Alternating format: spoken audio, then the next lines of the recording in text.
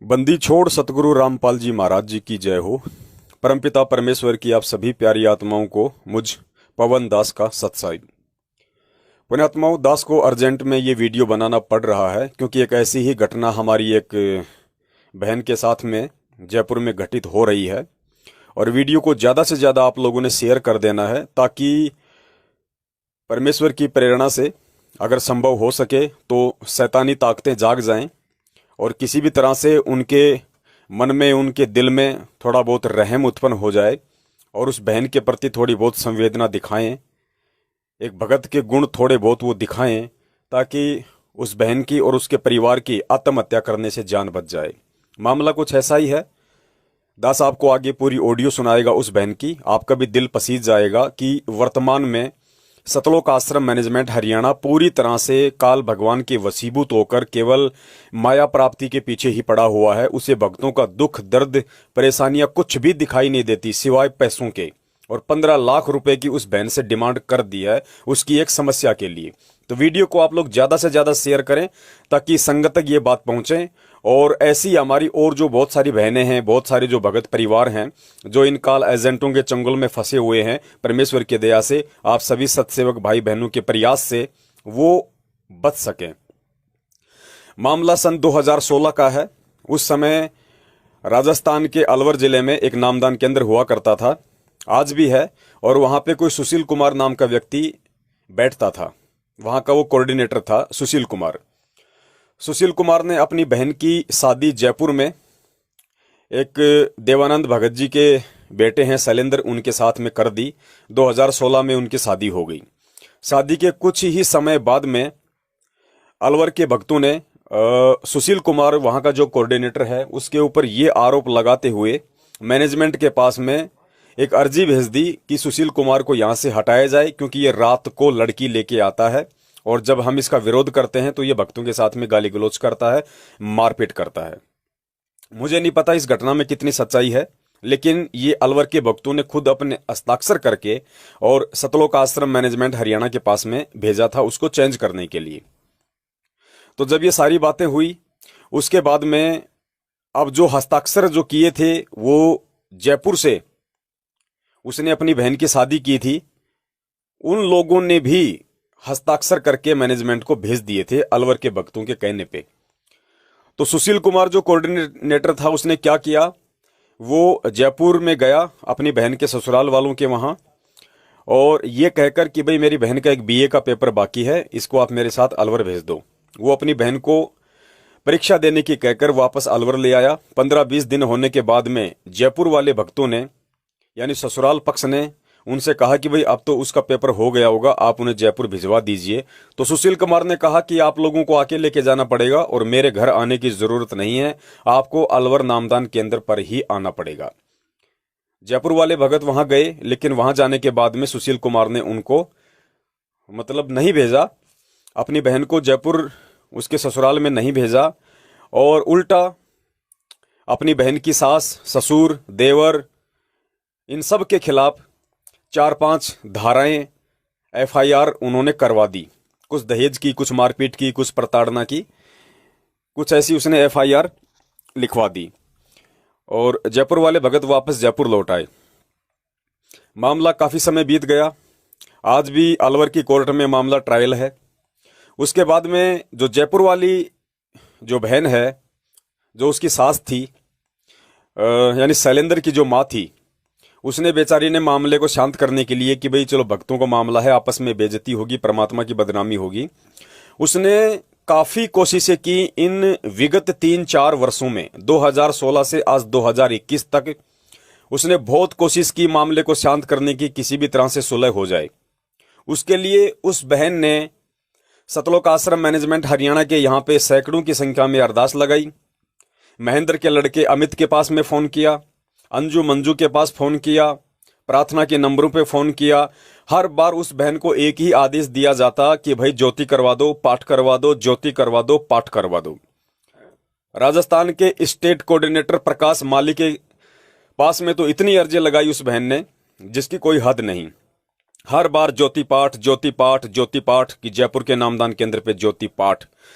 और पुण्यात्मा, आज मामला यहां तक आ गया कि बहन को अपनी ऑडियो बनानी पड़ी किसी भगत भाई के साथ में। वो उस बहन का रो रो के ये कहना है कि भगत जी, अगर ये परमात्मा का ज्ञान अगर मेरे पास नहीं होता तो मैं कब की इस भक्ति मार्ग को छोड़ चुकी होती। इन भक्तों के आचरण को देखते हुए, इस मैनेजमेंट के कुकर्मों को देखते हुए, इनके आचरणों को देखते हुए रो रो के वो बहन अपनी व्यथा बयान कर रही है कि आप जयपुर नामदान केंद्र का, जहां के प्रहलाद जी जहां के नामदान संचालक हैं, वो कह रही है कि जयपुर नामदान केंद्र पे जाके भगत जी आप वहां का रजिस्टर देख लीजिए, 1 लाख से ऊपर का तो मैं पाठ पाठ करवा चुकी हूं, ज्योति की तो कोई गिनती नहीं है।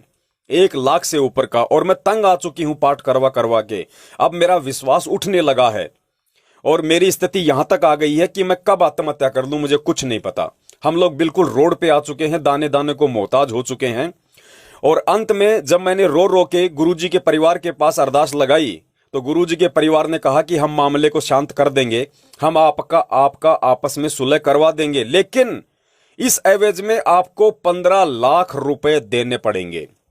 पुण्यात्माओं, 15 लाख रुपए की डिमांड गुरुजी के परिवार ने, सतलोक आश्रम मैनेजमेंट हरियाणा ने उस बहन से, जो बिल्कुल निर्दोष है, जिसका कोई दोष नहीं है किसी भी प्रकार का, उस परिवार से सुलह करने के लिए 15 लाख रुपए की डिमांड आज वर्तमान में उन्होंने रखी हुई है 2021 में।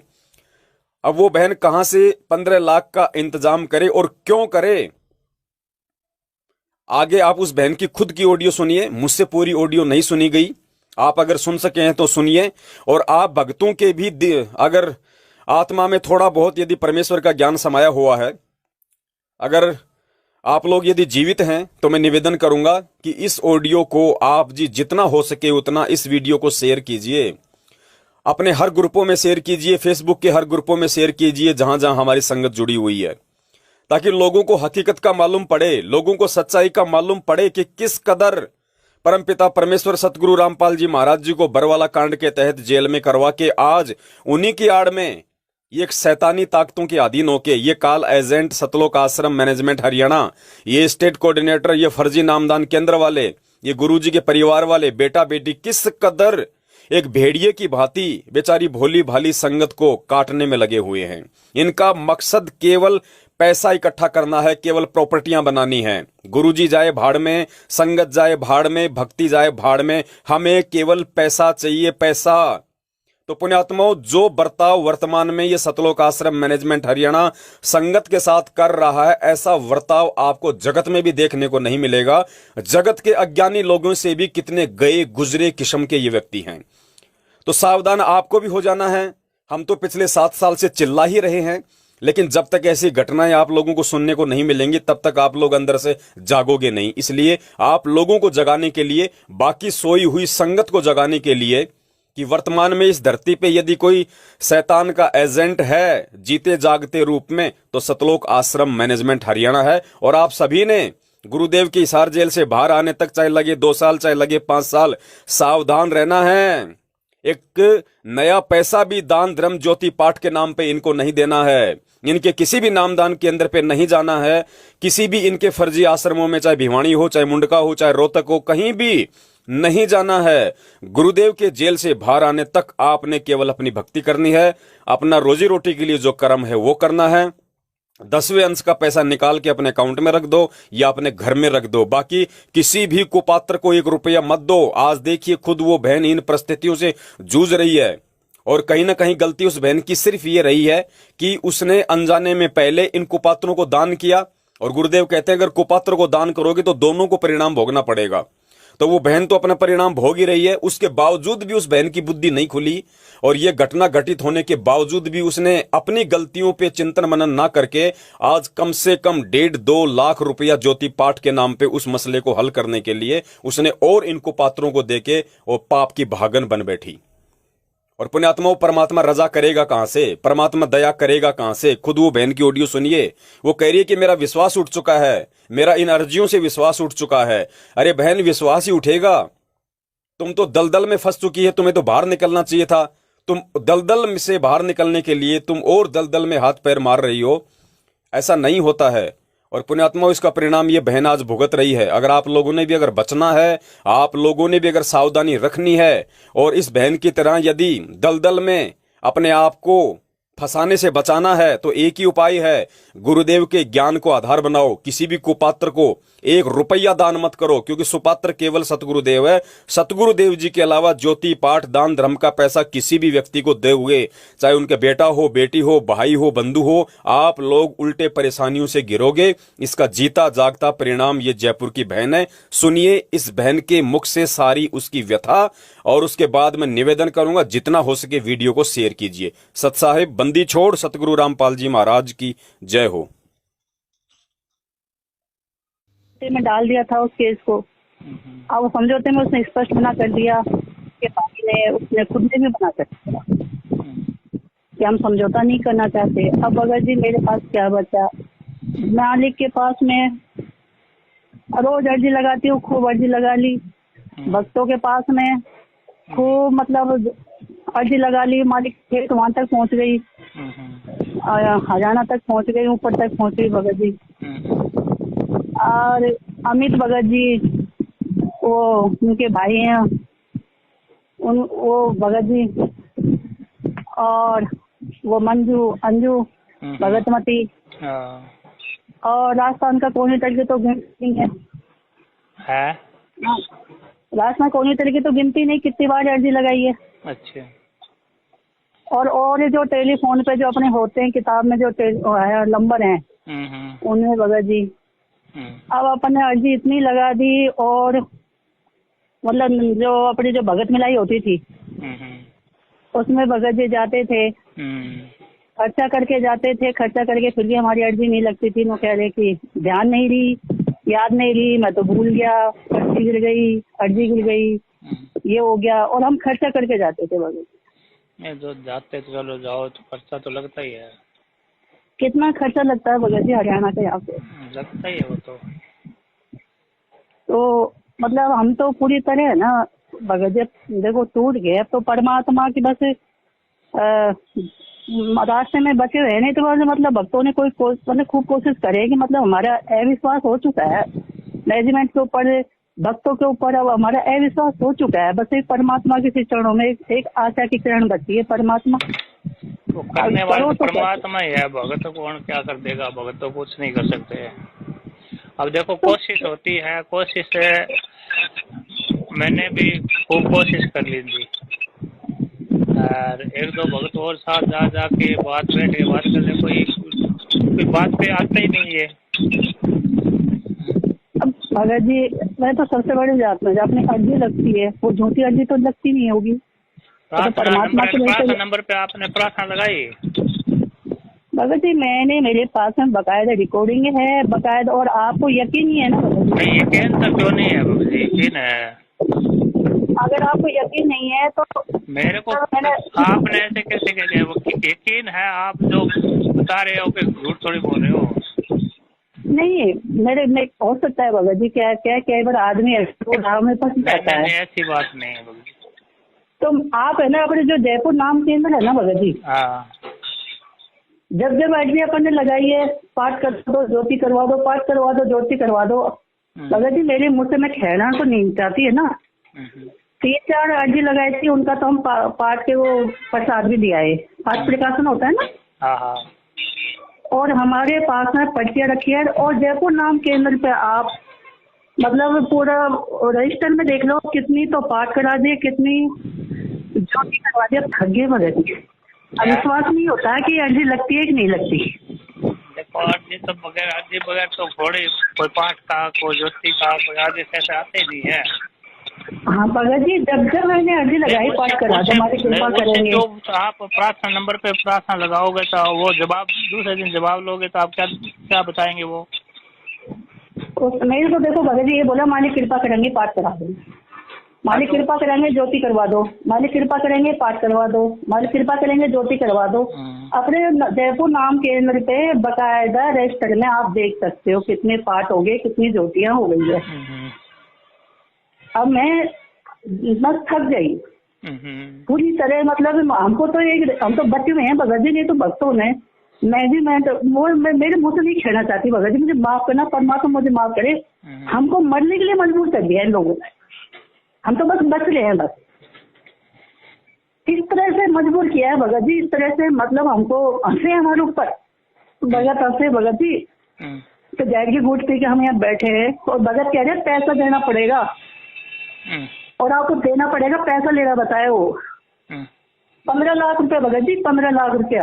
अच्छा 15 लाख रुपया कह के गए भगत बकाया था। अच्छा हाँ तो काय का मतलब देना भगत पड़ेगा? हमको हंसते कोई हैं। जुर्म थोड़े कर दिया हमने, 15 लाख देना पड़ेगा, काय का देना पड़ेगा? भगत जी मैं मेरे मुंह से नहीं कहना चाहती, इसको लाखन से तो ऊपर तो पार्ट हो गया। ज्योति की अलग, ज्योति की गिनती आप है ना, नाम के मतलब बकाया है, रजिस्टर में एंट्री है। अगर एक ही मतलब मैं झूठ बोलती हूँ, मेरे पास पर्चियां हैं, अगर वो वहाँ पे झूठ बोलते हैं ना तो भगत जी मेरे पास पर्ची है, बोलेंगे मेरे पास पर्ची है। 4-5 का मैं पावर ले आई हूँ, तो प्रसाद आता है एक बार, तो मतलब 2-3 बार तो मुंडका से लेके आई थी, 2 बार मैं भिवानी से लेके आई हूँ। तो मतलब वो पावर मतलब प्रसाद मिलता है परमात्मा का पास की काफी। तो वो पर्ची तो मेरे पास नहीं है भगत जी, बाकी का तो सारी एंट्री है यहाँ पे। नहीं वो एंट्री मैं थोड़े देख रहा, एंट्री से थोड़ी पूछ रहा हूँ एंट्री की और की। तो भगत जी अब बताओ कितना दुख है, माफी मांगो, माफी मांग ली, क्या क्या करे भगत जी, ऐसा तो जगत में भी नहीं होता, वक्त ऐसे से परेशान करे। अपना मैनेजमेंट है, परमात्मा ने मैनेजमेंट बनाया तो सुविधा के लिए बनाया है। तो ये थोड़ी है कि भक्तों को ऐसी असुविधा कर दो, उनको आत्महत्या करने के लिए मजबूर कर दो, ये कैसा मैनेजमेंट बनाया है? आज मेरा बच्चा है जो घर से निकल गया, सारे भगत हंसते हैं, क्यों हंसते? भगत है, भगतों को तो साथ देना चाहिए। भगत यहाँ से सारी बात पूछ जाते, वहाँ से जवाब नहीं देते वहाँ पे क्या हुआ। अब देखो सब तरह से कोशिश कर ली भगत जी, मैं तो थक गई। दिया जी वो से बोले कि अर्जी लगा दे, मैं कि दिया जी मैं तो लगा के थक चुकी हूँ, मैं कोई अर्जी नहीं लगाऊंगी अब। और मैं अब भगत जी मैं तो सही कह रही भगत जी, अब मैं है ना भूख, मतलब मैं भूखी रहूंगी परमात्मा के चरणों में जब तक मुझे परमात्मा। अब मैं दिया जी से ये करूँ 10-15 दिन अगर मेरे को परमात्मा के हाथ से नहीं आया ना तो मैं परमात्मा के धरने पे बैठ जाऊंगी भूखी। परमात्मा वैसे भी तो मरे हम, फिर भूखी मरूंगी भगत जी, सच में सच्ची कह रही हूँ। मैं अन्न का दाना नहीं खाऊंगी, मैं भूखे थोड़े मरने देते हैं। मैं भगत जी मैं बैठूंगी, मैं परमात्मा के चरणों में जोर जला के बैठूंगी, जब तक मुझे न्याय नहीं मिलेगा तो परमात्मा मैं अन्न का दाना गिनाई नहीं करूंगी। फिर शायद में सुना सर मैनेजमेंट ने भी अन्याय किया, सर जयपुर के भक्तों ने अन्याय किया मेरे साथ में, होने वाले भक्तों ने मेरे साथ अन्याय किया और मुझे हर तरह से लूटा गया वो यदि हर तरह से। मैं हर तरह से परेशान हो रही हूँ, कोर्ट केस में तो कोर्ट केस में परेशान हो रही हूँ, मेरे से परेशान कर रखा। ये कौन सा न्याय है परमात्मा का? मैं परमात्मा के मैं मुँह हड़ताल करूँगी परमात्मा के चरणों में, परमात्मा ग्रहण नहीं करूंगी। मैं दिया जैसे कह दी मैं 20 दिन दे रही हूँ तुझे दिया दी, तो कुछ करे तो 20 दिन के बाद में मैं परमात्मा के चरणों में बैठूंगी। मैं ग्रहण नहीं करता, मर जाऊँ, क्योंकि मेरे साथ में अन्याय हुआ है भगत जी, मेरे साथ अन्याय हुआ है भगत जी। मेरा बच्चा इतना टेंशन में रहता है भगत जी, बहुत है ये सारा भगत जी। हम बस बचे हुए हैं भगत जी, इससे बचे हुए हमको सारे जयपुर के भक्तों ने जान कर रखा है हमारे ऊपर भगत जी। मैं तो जाना छोड़ दिया भगत जी, सत्संग में पुस्तक सेवा में सब जी जाना छोड़ दिया भगत जी। नफरत होती है भक्तों के नाम से भगत जी, मालिक मुझे माफ करना परमात्मा, मुझे नफरत होती है मैनेजमेंट के नाम से, मुझे नफरत होती है भक्तों के नाम से। इससे बड़ा तो जगत अच्छा है भगत जी, जगत अच्छा है भगत जी, जगत कम से कम न्याय तो करता है, सच तो बोलता है कम से कम। भगत जी बहुत गलत है, भगत जी बहुत गलत हो रहा है, भगत जी बहुत गलत हो रहा है, ये सरासर अन्याय है भगत जी। मैं बात करता हूँ क्या कहते हैं मैनेजमेंट से, मैं बात करता हूँ भगत जी। आप बकायदा मैं ना आपसे अब तक जो भी बोले बना, आपसे नहीं हर भक्तों से जहाँ भी बोला सोले आना सच बोला है भगत जी। नियम पे, परमात्मा के एक एक नियम पे चल रही हूँ भगत जी। क्यों हमारा सुल्तान हो जाए परमात्मा?